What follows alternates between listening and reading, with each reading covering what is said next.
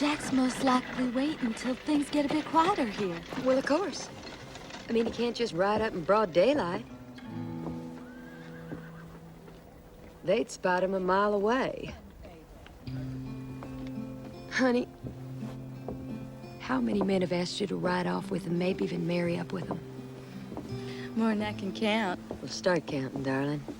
Or one day you're gonna be standing on some dusty porch waiting for a knight in shining armor that really ain't a knight at all, just some gritty old cow.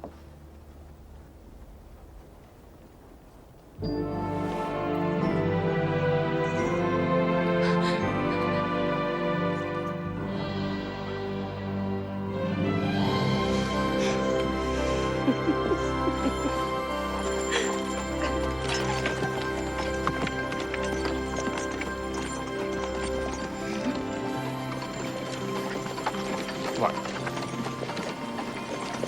Shut up. Just shut up and drive. Righty, ma'am.